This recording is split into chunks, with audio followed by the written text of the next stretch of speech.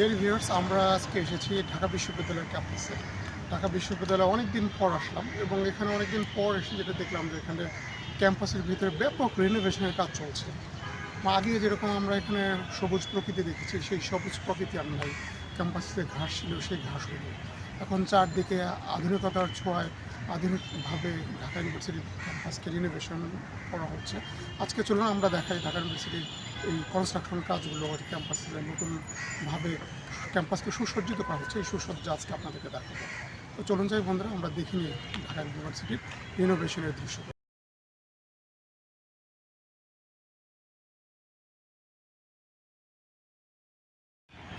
Dear viewers, আমি এখন আছি হলো ঢাকা বিশ্ববিদ্যালয় মল চত্বরে ব্যাপকভাবে এখানে একদম সম্পূর্ণ নতুন করে রিনোভেশন হচ্ছে, কাজ হচ্ছে। মল চত্বরের ভিতর দিয়ে যে ছোট ছোট যে ফুলের গাছগুলো ছিল, সেই ফুলের গাছগুলো সরে ফেলানো হচ্ছে, হয়তো নতুন করে আবার লাগানো হবে। দেখেন এখানে একদম পোড়া খেতি জমির মতো পোড়া মাটিগুলো সব উলট পালট করে রাখা হয়েছে। এটা ঠিক মল চত্বরের মাঝখানে, এবং মল চত্বরের এই দিক দিয়ে আমরা যখন ছিলাম তখন এটা পিচ ঢালের একটা রাস্তা ছিল। এরকম মল চত্বরের ঠিক মাঝখান দিয়ে তিনটা রাস্তা ছিল। এই তিনটা রাস্তা ঠিক আগের মতোই আছে, এবং যে সামনে দেখতে পাচ্ছেন দুইটা, আর এখান দিয়ে একটা, এটা সোজা, এটা মাঝখানের মল চত্বরের গলিটা, এটা একদম মহসিন হল এবং সূর্যচরণ হলের সামনে দিয়ে যে রাস্তাটা, ওই রাস্তায় গিয়ে মিশেছে।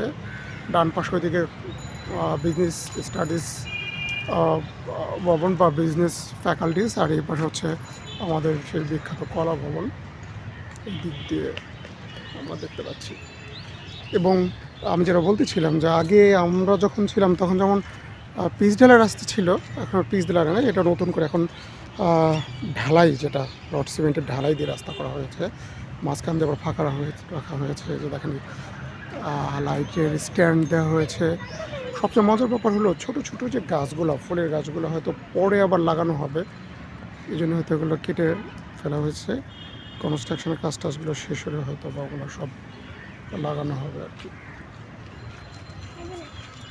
বাট মজার ব্যাপার হলো যে আগের সেই বড় বড় গাছগুলো রয়ে গেছে। যে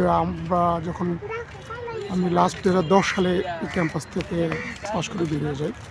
10 সালের পর আজকে এসেছি। আজকে হলো 8ই ফেব্রুয়ারি 2024 সালে। এতদিন পর আসলাম। ঠিক সেই বড় বড় যে গাছ ছিল, গাছগুলো কিন্তু ইউনিভার্সিটির ক্যাম্পাসের ভিতরে রয়ে গেছে। ওগুলো কিন্তু সেই আগের মতোই, দেখে খুব ভালো লাগলো।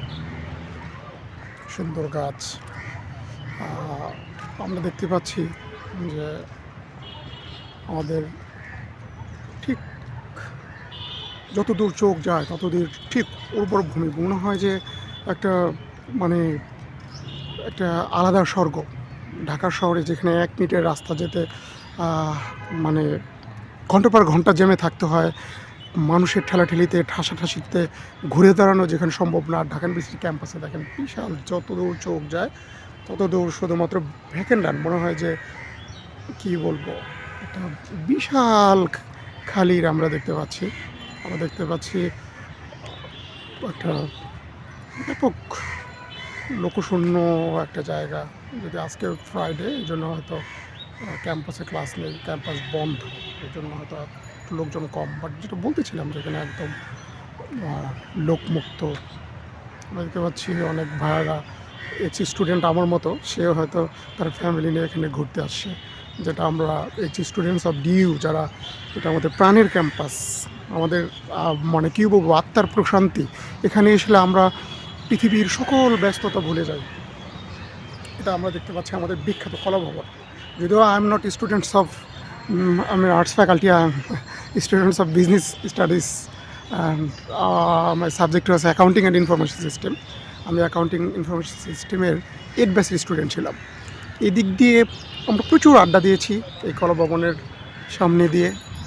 তারপরে এদিক দিয়ে প্রচুর বন্ধুদের সাথে আড্ডা দিতাম, গেজাতাম, নাচানাচি করতাম, গান গেতাম। ঠিক এই যে রাস্তাটা গেছে, সোজা এই রাস্তাটা গিয়ে ঠিক ডান পাশে আমাদের সেই ঐতিহাসিক বিখ্যাত আমাদের বিজনেস ফ্যাকাল্টি। প্রতিদিন এদিক দিয়ে আসতাম। একটু যদিও আজকে অনেক দিন পর আসার পরে ক্যাম্পাসটা রুক্ষ, বাট তারপরও ভালো লাগছে, কারণ এটা তো হয়তো সাময়িক সময়ের জন্য এই রুক্ষতা, খুব দ্রুতই হয়তো এগুলো ঠিক হয়ে যাবে আর কি। মানে কনস্ট্রাকশন শেষ হলেই যখন এখানে সবুজ ঘাস আসবে, আবার এখানে ফুলের চারা রোপণ করা হবে, আবার হয়তো চিরসবুজ সুন্দর ক্যাম্পাস আরও বেশি সুন্দর হবে।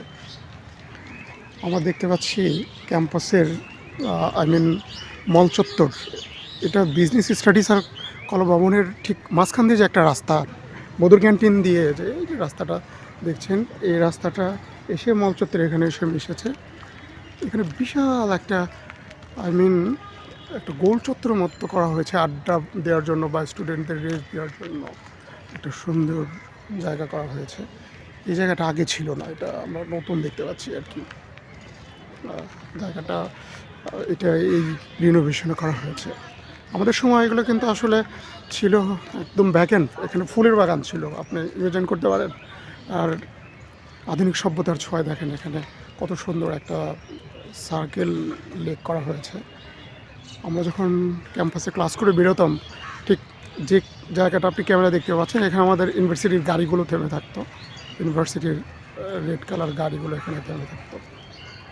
আসলে ঠিক আছে, আমরা যখন পড়েছি তখন একটা এনভায়রনমেন্ট ছিল, but now this is the difference scenario.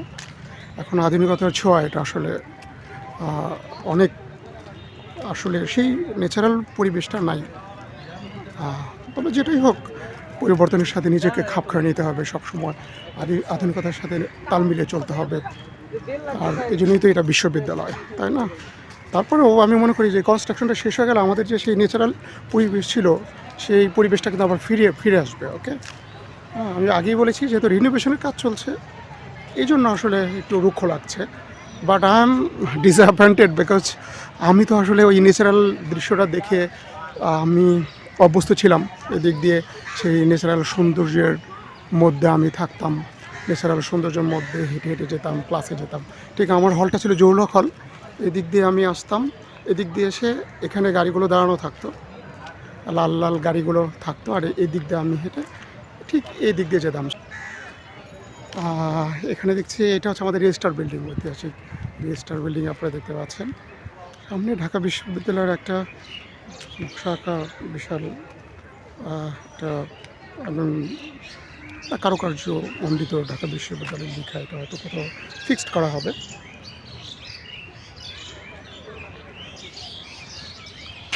আমার সামনে হচ্ছে সূর্য সেন হল, ওই ঠিক এই যে রাস্তাটা দেখছেন, এই রাস্তাটা দিয়ে ঠিক সোজা সূর্য সেন হল। তবে এতদিন পরে ইউনিভার্সিটি এসে আমার একটা জিনিস সবচেয়ে বেশি ভালো লেগেছে, সেটা হলো যে সেই পুরনো গাছ এগুলো একটাও কাটা হয়নি। মনে হয় যে আমি আসলে এই গাছগুলোর দিকে যখন তাকাচ্ছি, মনে হচ্ছে যে না, আসলে সেই আমার আজ থেকে 15 বছর আগে ক্যাম্পাসের যে স্মৃতি সেগুলো মনে পড়ছে। প্রতিটা গাছগুলোর যেরকম ছিল ঠিক তেমনই আছে, একটা গাছও কাটা হয়নি।